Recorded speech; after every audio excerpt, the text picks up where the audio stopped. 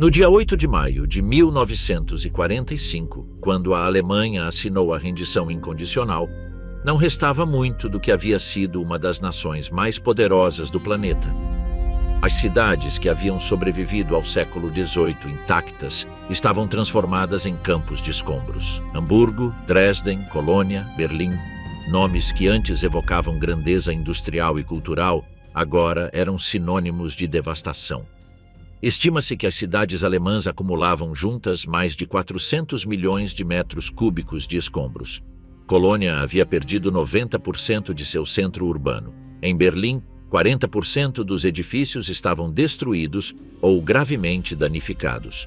O problema não era apenas material. As redes que sustentavam a vida urbana, os sistemas de água potável, as linhas elétricas, os trilhos ferroviários, as pontes e os esgotos haviam colapsado quase completamente. Em muitas cidades, os sobreviventes viviam literalmente dentro das ruínas, em porões inundados, em quartos sem teto, em túneis de metrô que nunca foram projetados para ser moradias.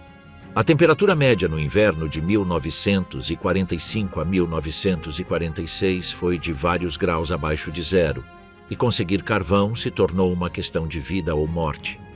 A guerra também causou um dos maiores deslocamentos humanos da história moderna. Dentro das fronteiras do que seria a Alemanha circulavam, sem destino fixo, cerca de 10 milhões de prisioneiros libertados, trabalhadores forçados provenientes de toda a Europa ocupada e vários milhões de alemães expulsos dos territórios do leste, que haviam ficado sob controle polonês e soviético. Essa massa humana sem lar, sem documentos, sem emprego e frequentemente sem família, se somava aos milhões de soldados que começavam a retornar das frentes ou dos campos de prisioneiros. O país também carregava uma dívida moral sem precedentes. O Terceiro Reich havia assassinado sistematicamente 6 milhões de judeus, centenas de milhares de romani, pessoas com deficiências, prisioneiros de guerra soviéticos e opositores políticos. Essa verdade, ainda fresca e incômoda, não podia ser ignorada nem na reconstrução material nem na reorganização política. Começar do zero não era uma metáfora, era uma necessidade literal e urgente. A Alemanha foi dividida em 4 zonas de ocupação controladas pelos vencedores. A zona soviética ao leste, a americana ao sul, a britânica ao noroeste e a francesa ao sudoeste. Berlim, localizada dentro da zona soviética, foi por sua vez dividida em 4 setores. Essa divisão, pensada inicialmente como um arranjo administrativo temporário, se tornaria a linha de frente da Guerra Fria e determinaria, por 4 décadas, o destino de 2 Alemanhas completamente distintas. As diferenças entre as zonas de ocupação não eram apenas políticas. Cada potência trazia consigo sua própria visão de como a Alemanha deveria ser reconstruída, quem deveria governá-la, o que deveria ser feito com os nazistas que haviam colaborado com o regime e qual papel o país deveria desempenhar na nova ordem mundial. Os soviéticos queriam reparações massivas e uma Alemanha desmilitarizada que não ameaçasse mais a URSS. Os americanos, pelo menos a princípio, também queriam um país enfraquecido, mas muito em breve a lógica da Guerra Fria levou Washington a uma direção diferente. Os britânicos, arruinados pela guerra e com um império em processo de desintegração, buscavam estabilidade.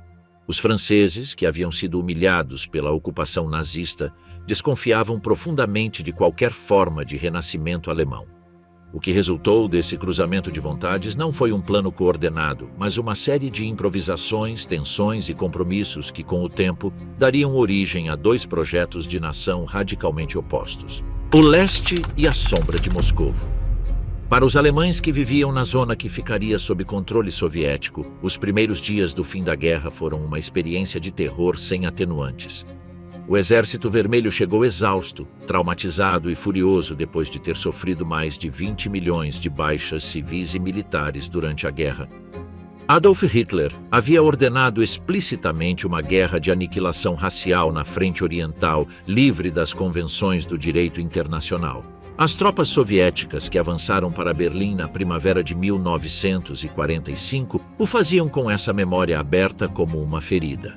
O que se seguiu foi uma onda de violência sobre a população civil de proporções difíceis de compreender. Estima-se que cerca de 2 milhões de mulheres alemãs foram estupradas por soldados soviéticos, cerca de 100 mil apenas em Berlim, frequentemente em ataques repetidos e grupais. Esta catástrofe humana foi silenciada durante décadas em ambas as partes da Alemanha. No oeste, porque ofendia a sensibilidade moralista do pós-guerra. No leste, porque perturbava o relato oficial que apresentava a URSS como o irmão libertador que havia salvo os alemães do jugo nazista. Juntamente com a violência, chegaram as requisições. Os soldados soviéticos confiscaram ouro, relógios, bicicletas, móveis e qualquer objeto de valor que pudessem encontrar. Mas a expropriação mais sistemática viria depois, organizada pelo Estado. O regime de Stalin precisava de reparações em uma escala descomunal para reconstruir uma União Soviética que havia sido arrasada pela guerra. A zona alemã oriental se tornou uma pedreira de recursos. Fábricas inteiras foram desmontadas e transportadas por ferrovia para o leste. As vias férreas foram arrancadas, os canos de chumbo foram retirados das paredes, os brinquedos infantis de ferro foram fundidos. Entre 1945 e 1953, os soviéticos extraíram da futura RDA reparações avaliadas em mais de 15 mil milhões de dólares. Durante esses 8 anos, cerca de 60% da produção industrial do leste foi confiscada diretamente das linhas de montagem, o que tornou qualquer planejamento econômico um exercício de futilidade. O caso do urânio ilustra essa dinâmica com particular crueza. Nas montanhas da Turíngia e Saxônia existiam depósitos de urânio que a URSS precisava urgentemente para o seu programa nuclear. A empresa Wismut foi criada para explorar esses depósitos com mão de obra alemã sob controle soviético. Os trabalhadores eram recrutados à força ou sob coação, trabalhavam sem proteção contra a radiação e recebiam rações de comida ligeiramente melhores que o resto da população, em troca de uma saúde que se deteriorava em silêncio. A Wismut chegaria a tornar a futura RDA o 4º maior produtor mundial de urânio. O custo ecológico e humano ficou a cargo dos alemães, os lucros estratégicos dos soviéticos. O aparato político da zona soviética foi desenhado desde o início com uma ambiguidade calculada. Walter Ulbricht, o dirigente comunista que retornou do seu exílio em Moscovo nos últimos dias de abril de 1945, recebeu instruções precisas: construir estruturas que parecessem democráticas, mas que na realidade estivessem controladas pelos comunistas. A fórmula que descreveu aos seus colaboradores foi transparente em seu cinismo. Tem que parecer democrático, mas nós devemos ter tudo nas nossas mãos. Os partidos políticos foram permitidos, mas em condições desenhadas para tornar inevitável a hegemonia comunista. Em 1946, a fusão forçada do Partido Social Democrata com o Partido Comunista criou o Partido Socialista Unificado, o SED, que se tornaria o partido único de fato da RDA. Os social-democratas que se opuseram foram ameaçados, presos ou expulsos. Em Berlim Ocidental, onde a fusão não pôde ser imposta, 80% dos membros do SPD votaram contra quando lhes foi permitido fazê-lo livremente. O caráter forçado dessa fusão foi reconhecido implicitamente décadas depois, quando, nos dias que se seguiram à queda do muro, o SED mudou seu nome para Partido do Socialismo Democrático, tentando se desvincular de sua origem coercitiva. Em 7 de outubro de 1949, enquanto no Oeste já havia nascido a República Federal da Alemanha 4 meses antes, foi proclamada oficialmente a República Democrática Alemã. O nome continha uma contradição irresolúvel. Nem era uma república no sentido convencional do termo, nem era democrática, nem representava toda a Alemanha. Era, ao invés disso, o experimento mais ambicioso de socialismo de Estado que havia sido tentado jamais em solo alemão. A economia foi remodelada desde os fundamentos. A reforma agrária de 1945 e 1946 expropriou sem indenização os grandes latifundiários e distribuiu a terra entre camponeses pobres e trabalhadores sem terra. Esta redistribuição teve inicialmente certa legitimidade popular. Os Junkers prussianos, os grandes latifundiários do leste, haviam sido historicamente uma classe conservadora e autoritária associada tanto ao militarismo imperial quanto ao apoio ao nazismo. Despojá-los de suas terras não encontrou resistência significativa entre os camponeses pobres que foram seus beneficiários. Mas essa redistribuição foi apenas o primeiro passo para algo que ninguém havia pedido. A partir de 1952, o Estado avançou para a coletivização forçada da agricultura, criando as cooperativas de produção agrícola sob o modelo soviético dos koljós. Os camponeses, que acabavam de receber terras como próprias, agora as viam absorvidas por estruturas coletivas sobre as quais não tinham controle. O resultado foi uma queda dramática na produção agrícola, escassez de alimentos e o início de um êxodo maciço de camponeses para o oeste. As indústrias foram nacionalizadas, as empresas privadas desapareceram gradualmente, absorvidas pelas VEB, as Volkseigene Betriebe, as empresas do povo. O primeiro plano quinquenal começou em 1951 com objetivos produtivos desconectados da realidade e com metade da produção já confiscada previamente pelos soviéticos. A comida continuou racionada até 1958, 8 anos depois de o Oeste ter abolido o racionamento. A diferença no nível de vida entre os dois lados da fronteira se tornava mais visível a cada ano, e essa visibilidade, possível enquanto Berlim permanecia acessível, era o motor que alimentava a imigração massiva para o Oeste. Há algo perturbador e fascinante ao mesmo tempo na maneira como a RDA escolheu reconstruir suas cidades. Enquanto no Oeste a reconstrução foi pragmática, funcional e marcada pelo modernismo do pós-guerra, o Leste apostou em sua primeira fase em uma arquitetura monumental que misturava o realismo socialista soviético com referências à tradição clássica alemã.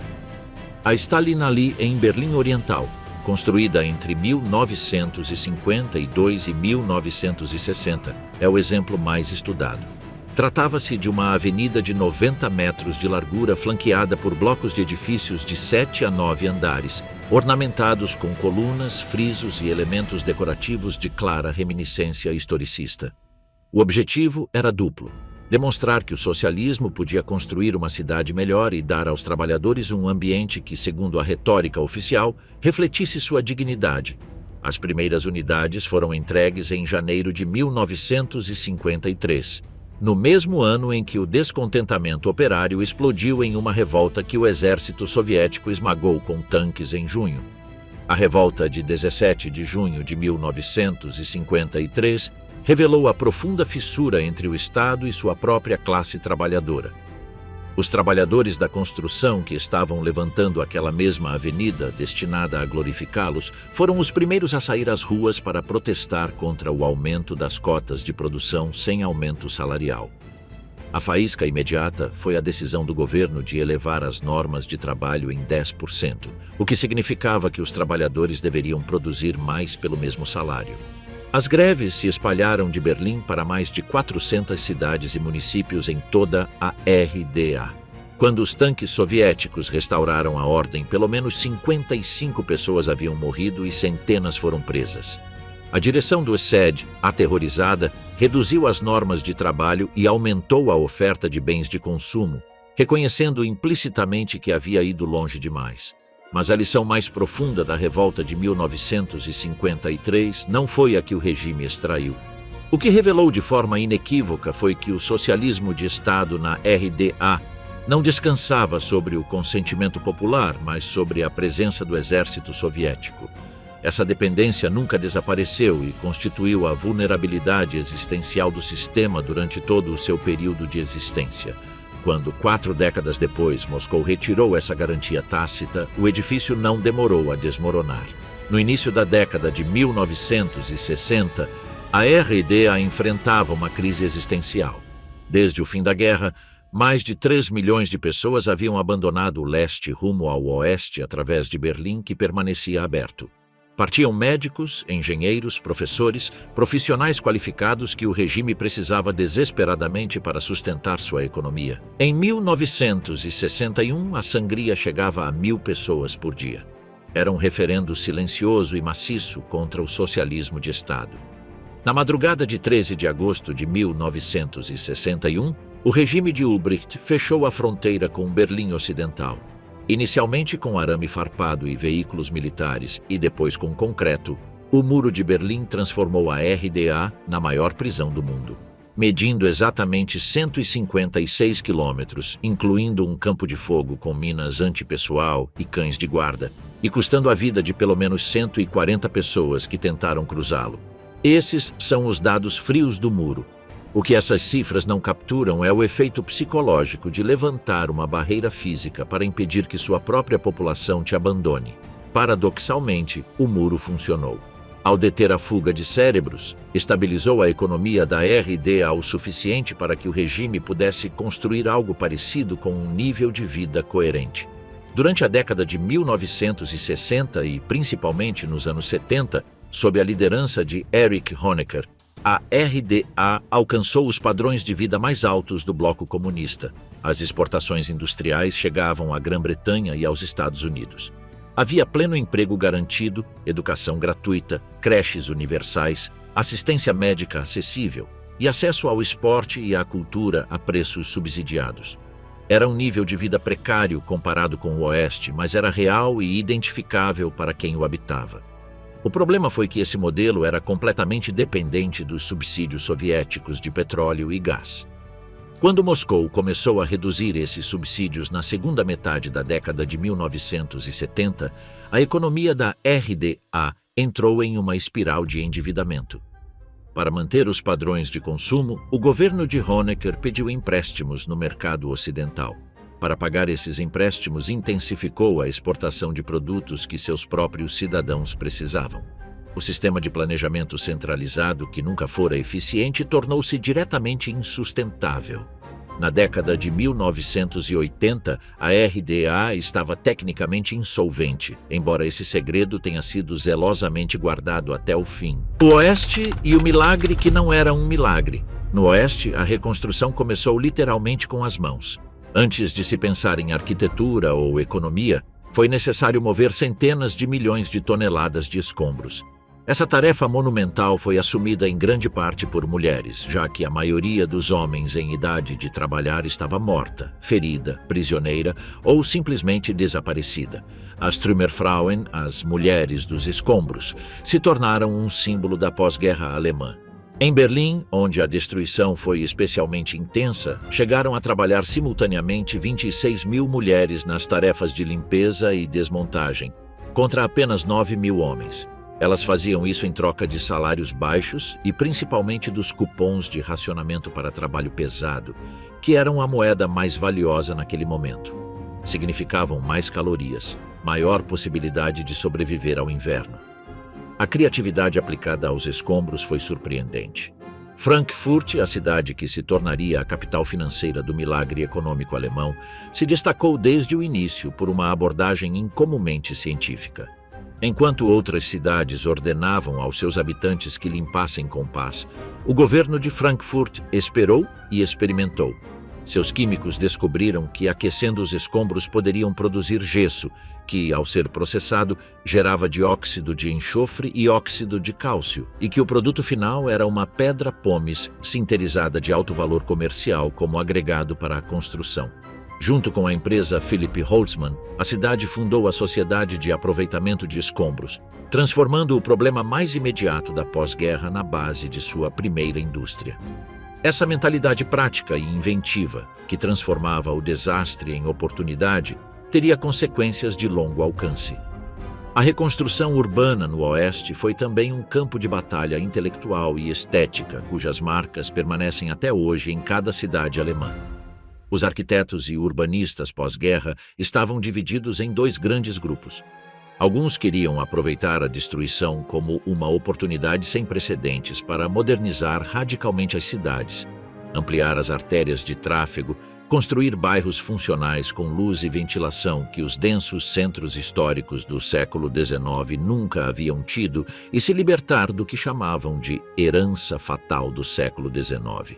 Outros queriam reconstruir fielmente os centros históricos destruídos, preservando a memória coletiva inscrita na pedra e recuperando a identidade urbana que as bombas haviam apagado.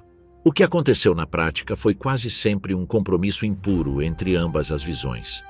Colônia reconstruiu sua catedral com meticulosidade e restaurou os bairros ao redor com uma mistura de fidelidade histórica e simplificação funcional. Münster optou por reconstruir quase exatamente seu centro medieval destruído, com uma fidelidade tão rigorosa que hoje os turistas raramente suspeitam que a maior parte do que veem foi erguido nos anos 50. Hamburgo, por outro lado, apostou em uma modernização radical de sua rede viária, que transformou a estrutura da cidade para sempre. Dresden, que ficou na zona soviética, viu seu centro histórico permanecer em ruínas durante décadas, em parte pela falta de recursos e em parte porque as ruínas da Frauenkirche serviam como um conveniente monumento antifascista para o regime. O debate sobre moradia foi igualmente urgente. Milhões de pessoas viviam em prédios destruídos ou superlotados. Os cálculos do período de ocupação aliada estimavam um déficit de vários milhões de unidades habitacionais apenas nas zonas ocidentais. A resposta, uma vez que o quadro foi estabilizado e a economia começou a crescer, foi uma das maiores operações de construção massiva na história europeia.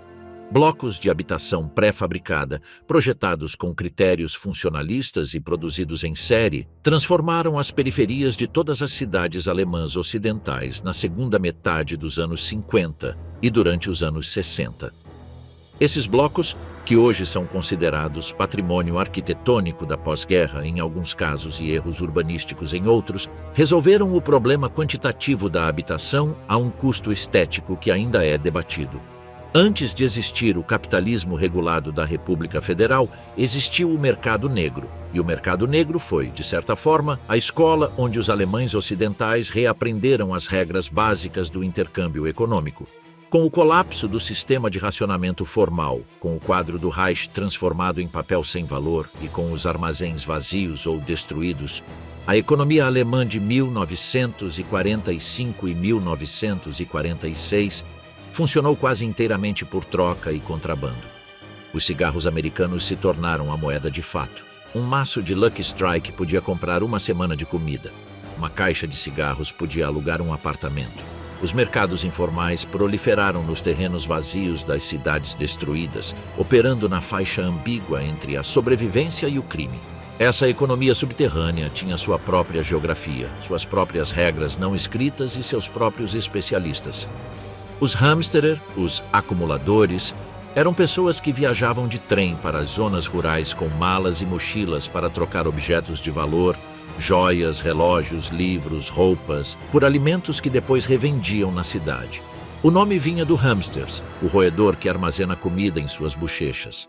Eram uma visão comum nos trens pós-guerra, carregando volumes deformados, e eram simultaneamente indispensáveis e desprezados. Indispensáveis porque faziam circular bens que de outra forma não teriam chegado às cidades, e desprezados porque sua atividade evidenciava o colapso do sistema formal. A ironia é que essa economia informal cumpriu uma função que o historiador Harald Jenner analisou com acuidade.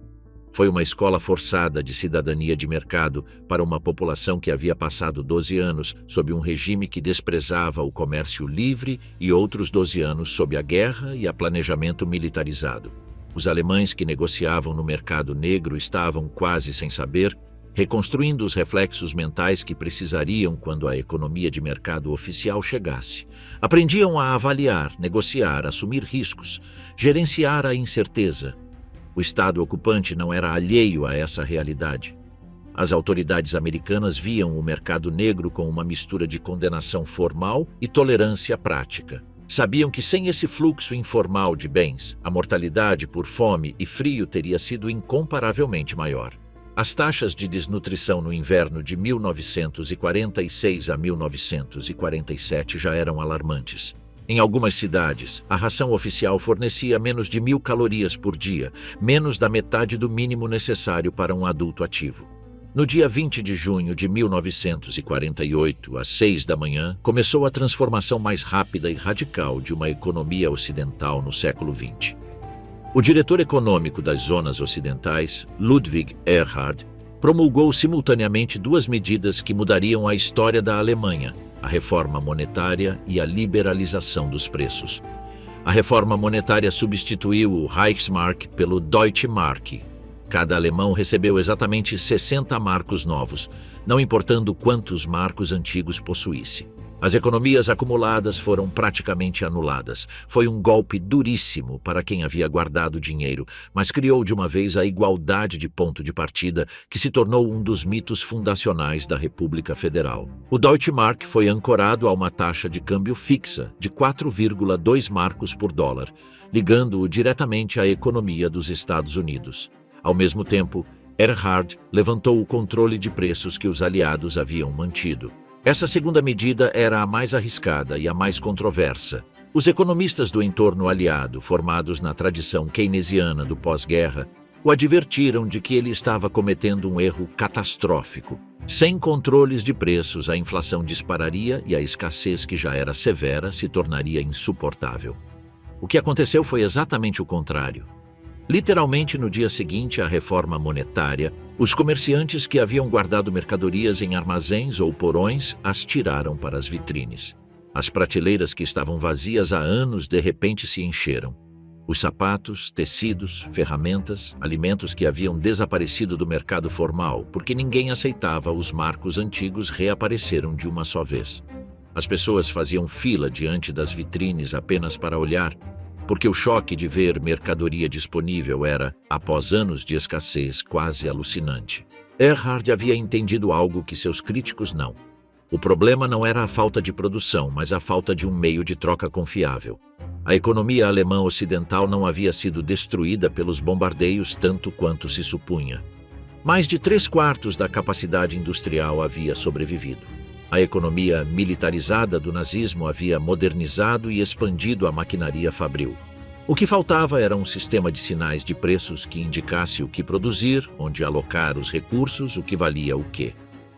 O Deutsche Mark e a liberalização dos preços forneceram esse sistema de uma vez. O efeito psicológico foi ainda maior que o efeito material. O jornalista e escritor Kurt Kusenberg, que viveu esses dias, descreveu a reforma monetária como um segundo ponto zero.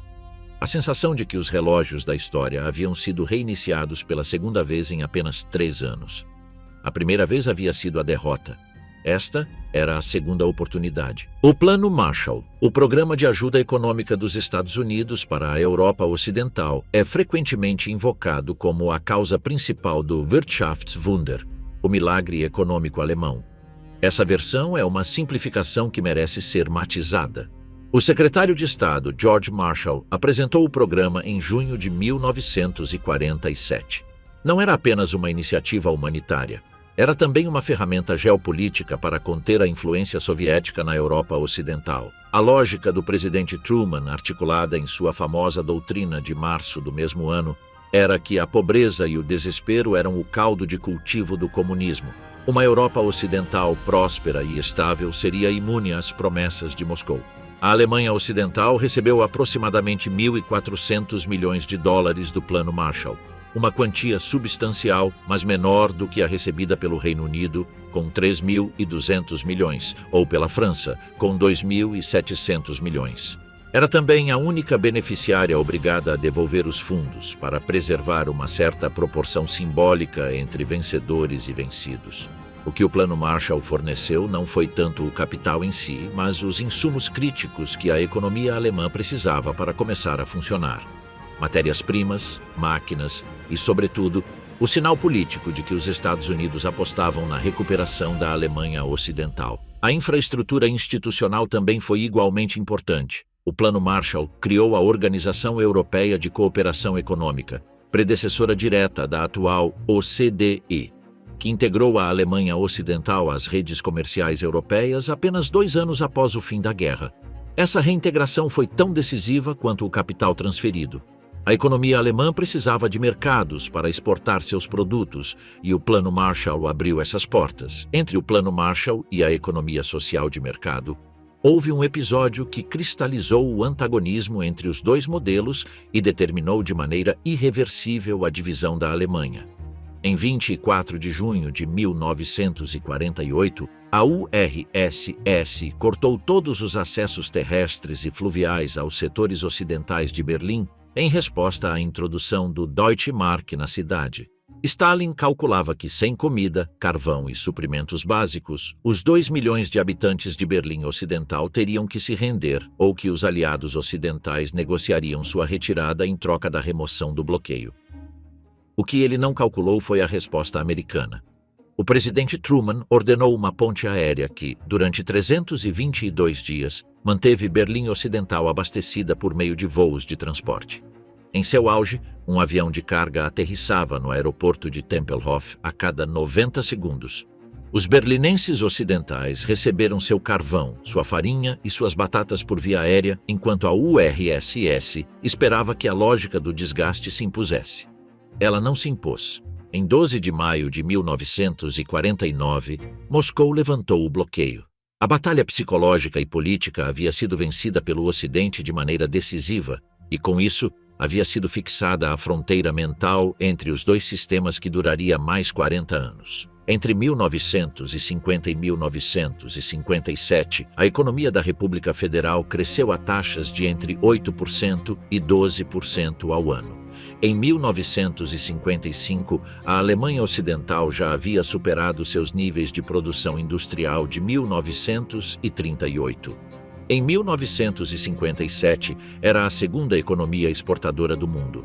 Em 1960, os alemães ocidentais tinham o maior rendimento per capita da Europa continental. Esse processo foi batizado de Wirtschaftswunder, o milagre econômico. Mas chamá-lo de milagre é, em certa medida, um eufemismo confortável. Os ingredientes do crescimento estavam presentes desde antes: uma força de trabalho industrial altamente qualificada, uma sólida tradição manufatureira, uma infraestrutura produtiva menos danificada do que os escombros visíveis sugeriam.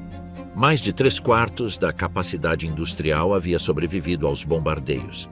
A economia militarizada do nazismo havia, paradoxalmente, modernizado e expandido a maquinaria fabril durante a guerra. O número de tornos, fresadoras e máquinas de precisão disponíveis em 1945 era maior do que em 1938. O que os bombardeios destruíram foi, fundamentalmente, a infraestrutura urbana visível, as habitações e os edifícios, não as fábricas que estavam com maior frequência nos arredores das cidades. A isso se somou a chegada massiva de expulsos dos territórios do leste, cerca de 12 milhões de pessoas no total, muitos deles com ofícios industriais qualificados, um nível educacional relativamente alto e uma motivação extraordinária para trabalhar e reconstruir suas vidas do zero. Esse fluxo de trabalhadores dispostos e competentes foi o combustível humano do crescimento.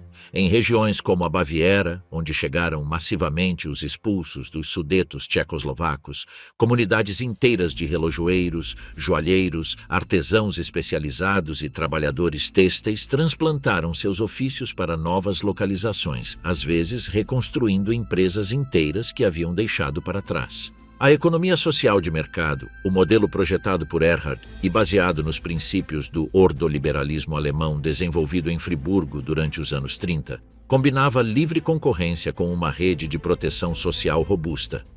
Não era o laissez-faire puro nem o socialismo de Estado. Era um terceiro caminho que buscava a eficiência do mercado sem os excessos do capitalismo selvagem. Seus teóricos, como Walter Eucken e Wilhelm Höpke, haviam refletido durante o nazismo sobre as condições institucionais que uma economia de mercado precisava para funcionar sem se destruir a si mesma ou a sociedade que a abriga. O resultado foi um sistema que garantia a concorrência por meio da regulação antimonopólio, protegia os trabalhadores por meio de legislação trabalhista e convenções coletivas, e financiava serviços sociais universais por meio de impostos. As jornadas de trabalho eram longas. Os sindicatos eram reconhecidos como atores legítimos, mas operavam dentro de um quadro de concertação que evitava os conflitos paralisantes que haviam caracterizado a República de Weimar. As empresas reinvestiam seus lucros em vez de distribuí-los como dividendos, acumulando capital produtivo a uma velocidade sem precedentes na história econômica moderna. O modelo de governança corporativa alemão, com representação dos trabalhadores nos conselhos de supervisão das grandes empresas, criou um sistema de interesses alinhados entre capital e trabalho que se mostrou extraordinariamente estável. A Volkswagen encarna essa história com precisão quase novelesca. A fábrica de Wolfsburg havia sido construída pelos nazistas para produzir o carro do povo que nenhum alemão comum chegou a ver antes da guerra. A produção foi desviada para veículos militares desde 1939. Em 1945, a fábrica estava parcialmente destruída e rodeada por um assentamento improvisado, que a Der Spiegel descreveu em 1950 como uma plantação humana e uma Gomorra da Segunda República. Milhares de trabalhadores deslocados viviam em barracas sem serviços básicos adequados. Os ocupantes britânicos, que tinham o controle da fábrica, ofereceram transferi-la para fabricantes privados, mas nenhum empresário britânico quis assumir o controle, convencido de que um carro feio, pequeno e com mecânica antiquada não teria futuro comercial. Cedido à administração alemã, a fábrica começou lentamente a se recuperar. Em 1955, a Volkswagen entregou seu milionésimo Fusca. Em 1960, era o símbolo mais reconhecível da nova Alemanha próspera e pacífica que se projetava ao mundo. Alemanha dividida, Alemanha vigiada, a ARD. Criou o aparato de espionagem interno mais denso que um Estado jamais construiu em tempos de paz. O Ministério para a Segurança do Estado, conhecido universalmente como a Stasi, chegou a contar com cerca de 91 mil empregados em tempo integral e, segundo estimativas mais conservadoras, entre 170 mil e 200 mil informantes regulares. Isso representava um espião ou colaborador a cada 63 cidadãos. Em comparação, a Gestapo nazista, frequentemente citada como o paradigma do terror policial, tinha um agente a cada 2 mil habitantes. O que torna esse número ainda mais perturbador é a estrutura de recrutamento. Os informantes não eram principalmente agentes profissionais, mas pessoas comuns integradas na vida cotidiana. Vizinhos, colegas de trabalho, estudantes, cônjuges e, em casos documentados, pais que informavam sobre seus próprios filhos. O recrutamento operava por meio de uma mistura de coerção suave, chantagem e, em muitos casos, genuína convicção ideológica. A Stasi manteve arquivos sobre mais de 6 milhões de cidadãos da RDA, praticamente um terço da população adulta. Se esses arquivos fossem estendidos em linha reta, cobririam 180 quilômetros. A Stasi não operava principalmente por meio de violência direta, embora essa opção existisse. Seu método preferido era a Zersetzung, a decomposição, uma forma de assédio psicológico sistemático projetada para destruir a credibilidade, as relações pessoais e a saúde mental dos alvos, sem deixar vestígios visíveis de intervenção estatal. Cartas que chegavam abertas ou não chegavam, fofocas plantadas estrategicamente entre colegas de trabalho, pequenos objetos mudados de lugar nos apartamentos dos vigiados, para que soubessem que haviam sido visitados, mas não pudessem provar. Compromissos misteriosamente cancelados. Rumores sobre infidelidades ou comportamentos criminosos espalhados pelos círculos sociais da vítima. Pessoas perfeitamente saudáveis que desenvolviam paranoia clínica porque, de fato, estavam sendo vigiadas. Essa tecnologia do medo teve um custo social que só se tornou visível após 1990, quando os arquivos da Stasi foram parcialmente disponibilizados ao público. Centenas de milhares de alemães orientais descobriram que haviam sido denunciados por familiares diretos. Alguns casamentos que duraram décadas se dissolveram quando um dos cônjuges encontrou nos arquivos a prova de que o outro havia sido seu informante. Amigas que se acreditavam íntimas durante anos descobriram que haviam se espionado mutuamente sem saber. O dano ao tecido de confiança social foi profundo e seus efeitos se prolongaram muito além do período de reunificação. O que torna este sistema um enigma histórico genuíno é a questão de como uma sociedade pode funcionar, até prosperar em certos aspectos, enquanto é vigiada com tal intensidade. A resposta desconfortável é que a maioria dos cidadãos da RDA não eram nem vigiados nem vigilantes ativos. Viviam vidas normais, amavam suas famílias, se preocupavam com suas carreiras, aproveitavam o verão no Báltico e o inverno nos Alpes tchecos. O sistema era aterrorizante não porque tocava a todos diretamente, mas porque ninguém sabia quando tocaria a si mesmo. A incerteza era a ferramenta mais eficaz. Mas a história da RDA não se resume à Stasi ou ao muro.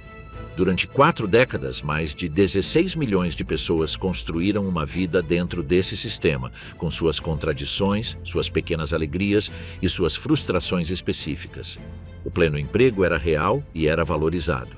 Na RDA, não existia o desemprego estrutural, havia sempre um trabalho disponível, embora não necessariamente o trabalho que alguém teria escolhido.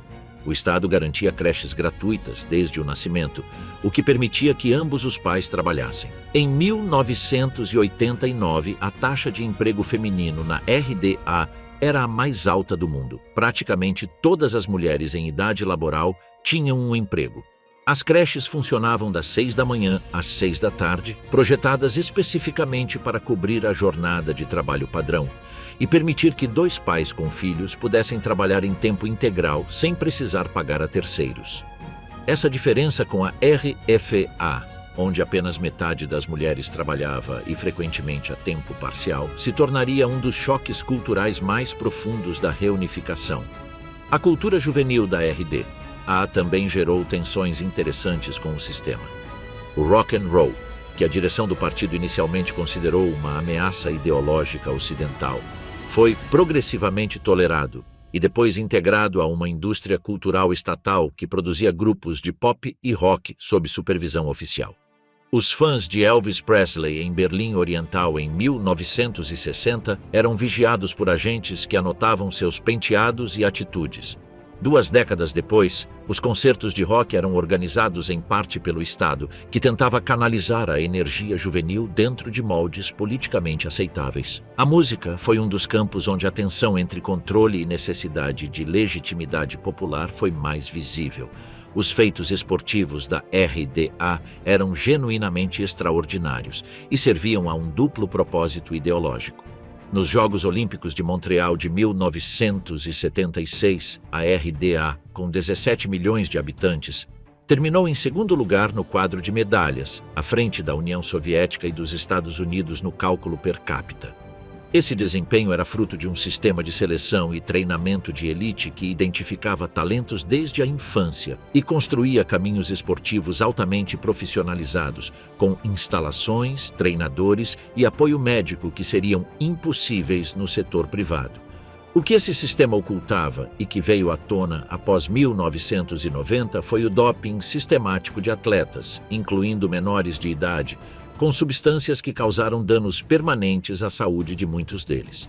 As nadadoras da equipe feminina, que ganharam quase todas as medalhas de ouro disponíveis nos Jogos de Montreal, sofreram nas décadas seguintes taxas anormalmente altas de cânceres e outras doenças crônicas.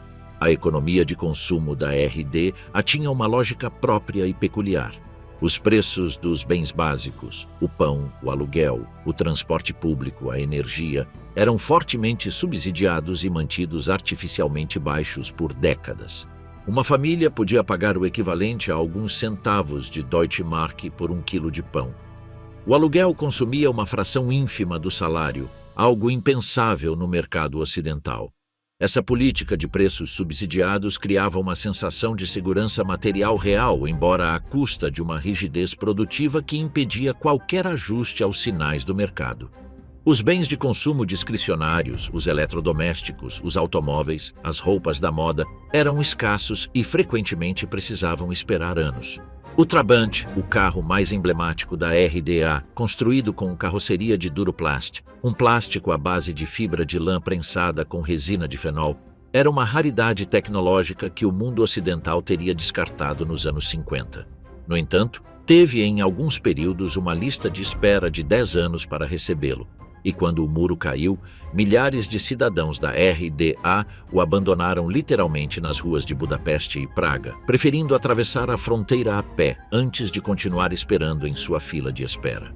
Esse desajuste entre necessidades básicas atendidas e desejos de consumo insatisfeitos era uma das fontes permanentes de desconforto e, eventualmente, de fuga para o oeste. No entanto, a crise final da RDA foi precipitada por fatores externos, mas ampliada por uma paralisia interna que o regime foi incapaz de reconhecer até que fosse tarde demais. Quando Mikhail Gorbachev chegou ao poder na URSS em 1985 e começou a articular as políticas de glasnost e perestroika, enviou um sinal inequívoco para os regimes satélites do bloco soviético. Moscou não garantiria mais sua sobrevivência por meio de intervenção militar. Para a liderança da RDA, chefiada por Erich Honecker, que tinha 77 anos e uma saúde deteriorada, esse sinal foi ignorado ou negado. Quando os países vizinhos, Hungria, Polônia, Tchecoslováquia, começaram a abrir seus sistemas, a RDA se fechou sobre si mesma. O verão de 1989 foi o ponto de inflexão. A Hungria abriu sua fronteira com a Áustria em maio, criando pela primeira vez desde a construção do muro um buraco na cortina de ferro. Dezenas de milhares de cidadãos da RD, que passavam as férias na Hungria ou na Tchecoslováquia, simplesmente continuaram caminhando para o oeste. A embaixada da Alemanha Ocidental em Praga ficou literalmente sobrecarregada com refugiados que aguardavam autorização para sair. Enquanto isso, dentro da RDA, as manifestações de segunda-feira em Leipzig, que haviam começado com pequenos grupos de ativistas reunidos ao redor da igreja de São Nicolau, cresciam semana após semana. Em 9 de outubro de 1989, quando se esperava que o regime reprimisse as marchas com tanques, como havia feito com a revolta dos trabalhadores em 1953, 70 mil pessoas saíram às ruas de Leipzig. Os soldados não dispararam. Em 9 de novembro de 1989, em uma coletiva de imprensa transmitida ao vivo, o porta-voz do SED, Günther Schabowski, leu um comunicado que autorizava os cidadãos da RDA a solicitar vistos de saída imediatos. Quando um jornalista lhe perguntou quando a medida entraria em vigor, Schabowski, que havia chegado atrasado à reunião e não havia sido informado dos detalhes, respondeu: imediatamente, sem demora. Essa resposta improvisada desencadeou o que nenhum planejamento político teria podido organizar. Centenas de milhares de pessoas se dirigiram aos postos de controle do muro. Os guardas, que não tinham instruções e estavam sobrecarregados, abriram as passagens. O muro de Berlim caiu naquela noite, não por uma decisão política ordenada, mas por um mal-entendido burocrático multiplicado pela desesperação acumulada de 4 décadas. A reunificação e seus custos ocultos. O chanceler Helmut Kohl entendeu antes de todos que a janela para agir era estreita. O processo de reunificação poderia ser perdido se as dúvidas e os ceticismos se consolidassem. Os de Gorbachev, em Moscou, os do presidente Mitterrand, em Paris, os da primeira-ministra Thatcher, em Londres, todos desconfiados da perspectiva de uma Alemanha unificada com 80 milhões de habitantes no coração da Europa. Em 28 de novembro de 1989, apenas 19 dias após a queda do muro, Kohl surpreendeu o Bundestag e o mundo ao apresentar um plano de 10 pontos para a reunificação gradual em um processo de 10 anos. Foi uma jogada mestre. Criou o marco político sem dar tempo à oposição de se organizar.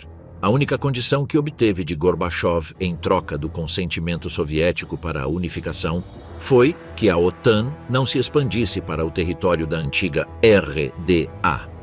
Esta promessa verbal que Gorbachev afirmou ter recebido e que os documentos posteriores confirmaram parcialmente seria fonte de controvérsia geopolítica durante décadas. As primeiras eleições livres na história da RDA ocorreram em 18 de março de 1990, com uma participação de 93,4%. A Aliança pela Alemanha, que incluía a CDU do Leste e outros partidos alinhados com Kohl, venceu com quase 50% dos votos sob o slogan "Nunca mais o socialismo". O mandato foi claro: reunificação rápida e integração imediata no sistema ocidental. Em 1º de julho de 1990, entrou em vigor a União Monetária. Os alemães orientais converteram suas economias de até 6.000 marcos orientais à taxa de câmbio de 1 por 1 com o Deutsche Mark. Foi um enorme presente econômico e um passo politicamente impossível de reverter. Também era, do ponto de vista econômico, uma armadilha. O Deutsche Mark era uma moeda forte, apreciada pela produtividade e competitividade da economia ocidental. Os trabalhadores e empresas do leste, que operavam com custos laborais e produtividades muito diferentes, ficaram de repente competindo em um campo de jogo para o qual não estavam preparados. A Treuhandanstalt, ou Agência Fiduciária, Foi criada para gerenciar a privatização de 8.000 a 10.000 ativos produtivos do estado da RDA. Era, no momento de sua fundação, o maior conglomerado empresarial do mundo. Possuía fábricas de aço, estaleiros, refinarias, empresas químicas, hotéis, lojas e superfícies agrícolas que, somadas, equivalem à metade do território do leste. O mandato da Treuhand era transformar essas empresas em entidades competitivas dentro do mercado ocidental. O prazo era urgente, os recursos humanos eram insuficientes e a corrupção e a improvisação foram inevitáveis. Muitos ativos foram vendidos por um valor simbólico de um marco a compradores ocidentais, que desmontaram as instalações ou as fecharam simplesmente para eliminar um concorrente potencial. Trabalhadores que dedicaram décadas ao seu ofício viram como as máquinas de suas fábricas eram carregadas em caminhões com destino a plantas do oeste. A presidente da Treuhand, Detlev Karsten Rohwedder, foi assassinada em abril de 1991, presumivelmente pela fração do Exército Vermelho, o grupo terrorista de extrema esquerda que viu nela o símbolo do capitalismo predador aplicado ao leste. Sua sucessora, Birgit Breuel, acelerou o processo de privatização, priorizando a velocidade em detrimento da preservação do tecido industrial. O raciocínio era de que as empresas do leste eram ineficientes demais, excessivamente intensivas em mão de obra e tecnologicamente ultrapassadas para competir sem uma transformação radical. O que não foi suficientemente considerado foi que o ajuste de preços provocado pela União Monetária havia tornado artificialmente inviáveis muitas empresas que, com uma transição mais gradual, poderiam ter encontrado nichos de mercado competitivos. Dentro dos primeiros 20 meses da reunificação, 4.000 empresas foram fechadas. Apenas um quarto dos empregados das empresas estatizadas manteve seu posto de trabalho. A taxa de desemprego no leste, que praticamente não existia na economia planejada, disparou para 20% em poucos anos. Em 2005, 1 de cada 5 alemães orientais estava desempregado, e esse número subestimava a magnitude real da perturbação, pois excluía aqueles que haviam sido direcionados para programas de emprego temporário ou de requalificação que não resultavam em emprego real. A Treuhand foi liquidada em 1994, tendo gerado dívidas de cerca de 270 bilhões de marcos que a República Federal assumiu. A discussão sobre se seus métodos foram corretos continua em aberto. Seus defensores argumentam que a economia do leste era simplesmente ineficiente demais para competir e que o processo, embora doloroso, foi inevitável. Seus críticos apontam que a velocidade e a falta de supervisão permitiram abusos massivos e destruíram o tecido produtivo que poderia ter sido salvo com mais paciência. O que não está em disputa é o custo humano. Gerações inteiras de trabalhadores do leste que haviam construído sua identidade em torno de uma profissão e de uma empresa viram esse mundo desaparecer em meses, sem terem pedido nem votado por essa transformação específica. Para financiar a reunificação, o governo federal introduziu em 1991 o Solidaritätszuschlag, o Imposto de Solidariedade, um acréscimo de 5,5% sobre as rendas mais altas. Esse imposto, concebido como temporário, permaneceria vigente em sua forma original durante quase 30 anos, até sua eliminação parcial em 2021. Durante esse período, transferiu para os estados do leste mais de 1,5 trilhão de euros em infraestrutura, serviços públicos, subsídios e programas sociais. Os resultados dessa transferência maciça são visíveis e mensuráveis. As rodovias do leste são hoje mais modernas do que as do oeste. Os hospitais foram completamente renovados. As redes de telecomunicações foram reconstruídas do zero, o que paradoxalmente colocou o leste em uma situação de vantagem tecnológica nos anos 90, quando o oeste ainda funcionava com infraestruturas analógicas obsoletas. Cidades como Dresden, Leipzig ou Erfurt têm centros históricos restaurados que rivalizam com qualquer cidade europeia ocidental, e, em alguns casos, superam seus equivalentes ocidentais, cuja reconstrução pós-guerra havia priorizado a funcionalidade em detrimento da estética. Leipzig é talvez o exemplo mais marcante dessa transformação tardia. No início dos anos 90, a cidade tinha dezenas de milhares de moradias vazias, uma indústria química devastada e uma taxa de desemprego que dobrava a média nacional.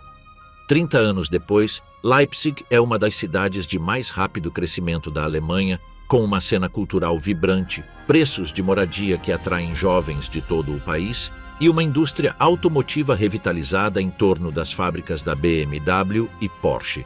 No entanto, esse sucesso é a exceção e não a norma. As cidades médias e pequenas do leste contam uma história diferente. Magdeburgo, Halle, Schwerin, Rostock. Todas essas cidades têm hoje significativamente menos habitantes do que em 1990.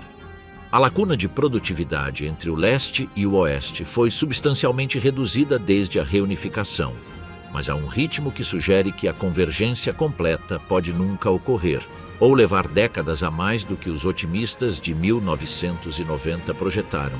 Os salários médios no leste continuam sendo 15% mais baixos do que no oeste.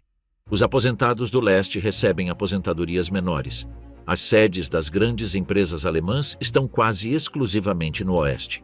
O fluxo migratório, que nos anos 90 chegou a representar o abandono de 2 milhões de pessoas do leste para o oeste, deixou para trás uma população mais envelhecida e regiões com demografias que tornam difícil sustentar serviços básicos. O fenômeno conhecido como ostalgia, a nostalgia do leste, tem sido frequentemente mal interpretado no oeste como um sintoma de irracionalidade ou regressão política.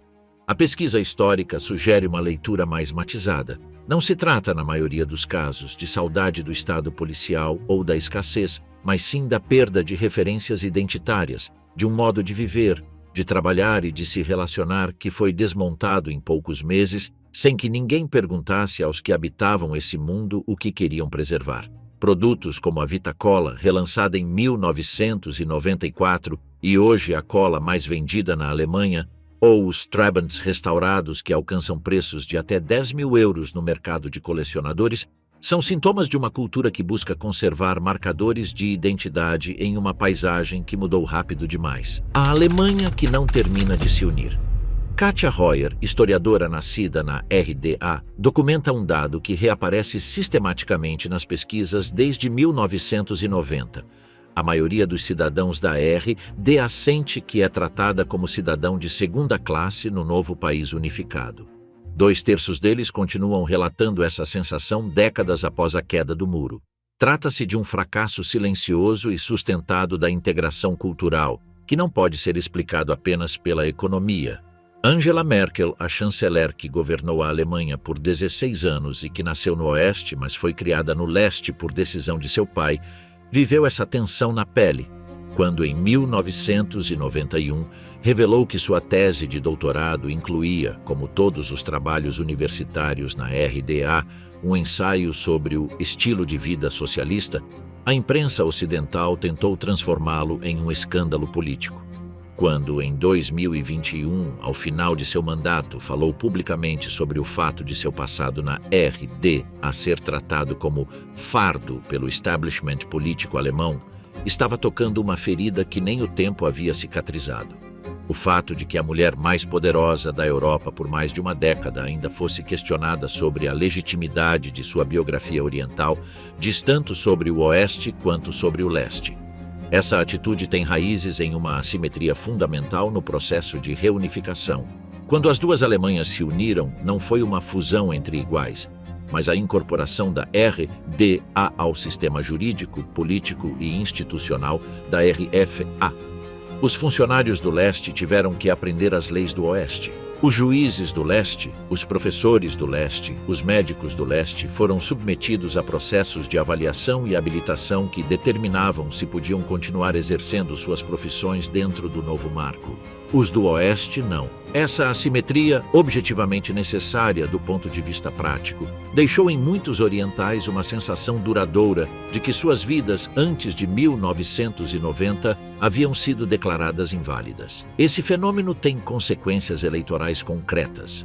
Nas eleições de 2021, quase 1/4 dos eleitores do leste escolheu o partido de ultradireita alternativa para a Alemanha, e outros 7% votaram no partido de esquerda Die Linke, o sucessor do SED.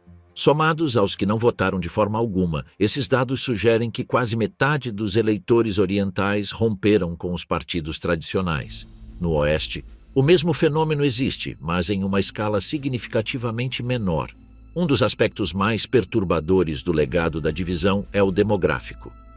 Após a queda do muro, vários estados orientais perderam entre 15% e 25% de sua população em pouco mais de uma década.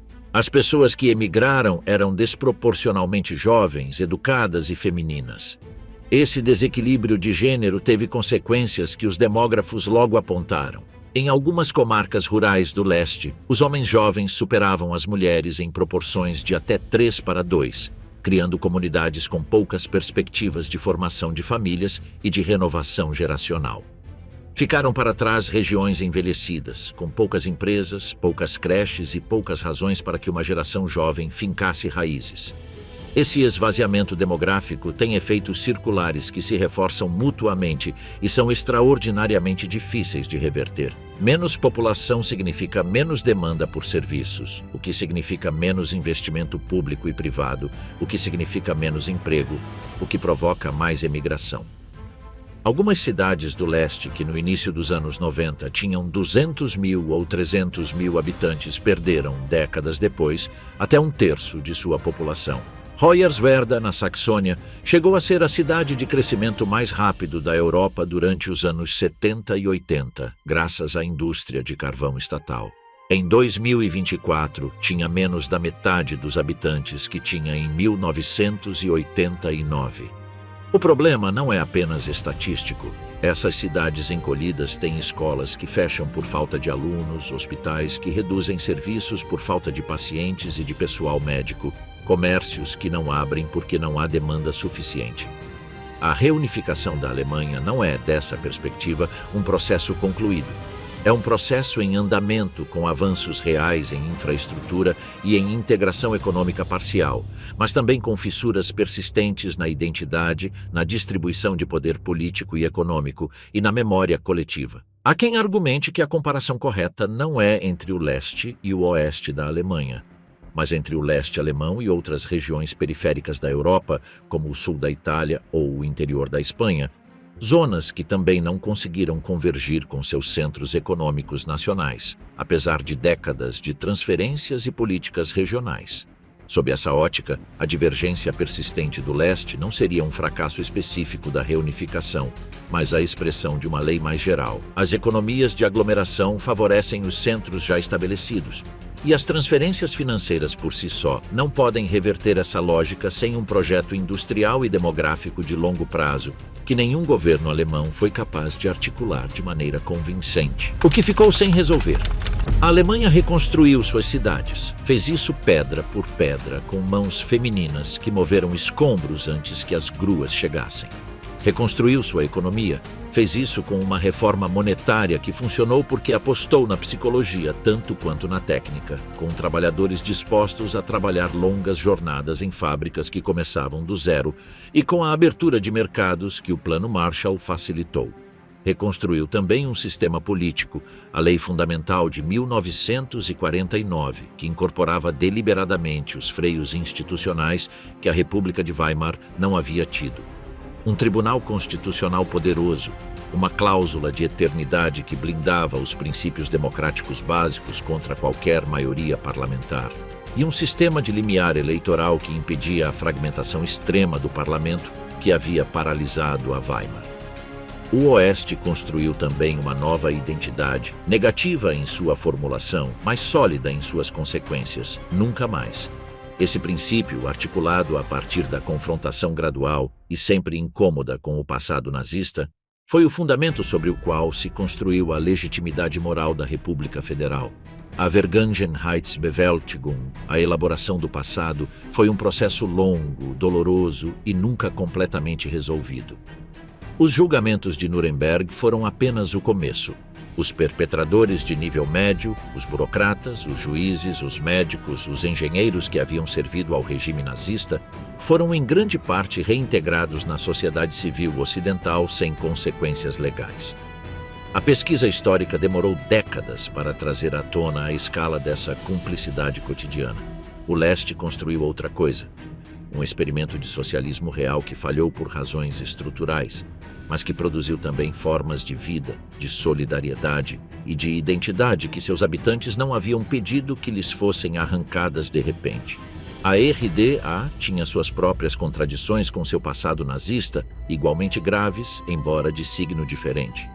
O regime apresentava a Alemanha Oriental como o estado dos antifascistas, libertado do nazismo pela URSS. Essa narrativa permitia ao cidadão da RD a identificar-se como vítima do nazismo e não como herdeiro de seus perpetradores, o que criou uma cultura de memória radicalmente diferente da ocidental e que explica em parte algumas das assimetrias na forma como ambas as sociedades processaram o século XX. A pergunta sobre como a Alemanha conseguiu se recuperar após a guerra tem respostas distintas, dependendo de qual Alemanha se trata e qual período se mede. No Oeste, a resposta envolve a reforma monetária de 1948, a economia social de mercado, o Plano Marshall, a integração europeia e o trabalho excepcional de uma geração disposta a construir algo diferente sobre as ruínas. No Leste, a recuperação foi real, mas incompleta, sustentada durante décadas por subsídios soviéticos que mascaravam uma vulnerabilidade fundamental e depois interrompida abruptamente pela reunificação, que também foi uma forma de rendição. O que nenhuma das duas narrativas captura completamente é a experiência humana que atravessou ambas. Os alemães que viveram a pós-guerra, tanto no Leste quanto no Oeste, tiveram que aprender a conviver com uma acumulação de silêncios. O silêncio sobre a guerra dos homens que voltavam destruídos e que não podiam nem queriam falar sobre o que haviam feito ou visto. O silêncio sobre a violação das mulheres do leste, demasiado vergonhosa e desconfortável para o relato da liberação soviética. O silêncio sobre a participação das pessoas comuns no regime nazista, que durante décadas foi apresentada como uma questão de alguns monstros e não de milhões de cúmplices voluntários e involuntários. Harald Jenner, em seu estudo sobre os primeiros 10 anos da pós-guerra, observa que o mais surpreendente não é que a Alemanha tenha se recuperado, mas que tenha feito isso sendo tão pouco consciente do que estava fazendo. Os alemães de 1945 a 1955 não tinham um plano de reconstrução psicológica.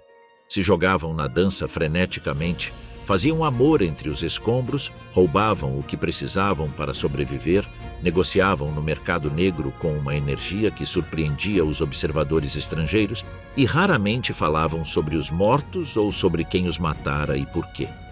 O que segue sem se resolver é a pergunta sobre o preço pago. Não o preço econômico, que pode ser quantificado, mas o preço em identidades fragmentadas, em memórias descartadas, em vidas reorganizadas à força. O mapa eleitoral da Alemanha em 2024 continua mostrando, com a nitidez de uma fronteira, a cicatriz invisível de uma divisão que durou 41 anos. As cidades do leste crescem mais lentamente. Os salários do leste continuam mais baixos. A representação de cidadãos nascidos ou criados no leste nas elites políticas, empresariais e culturais do país continua desproporcionalmente baixa 3 décadas após a reunificação. E a desconfiança em relação às instituições do Oeste, aquelas que chegaram em 1990 com a convicção de que traziam a solução correta, continua significativamente maior do que no Oeste. A Alemanha se recuperou 2 vezes, de 2 maneiras completamente distintas, com 2 modelos que não poderiam ter sido mais opostos entre si. A pergunta de se essas 2 recuperações finalmente puderam se fundir em uma única história compartilhada ainda aguarda sua resposta definitiva.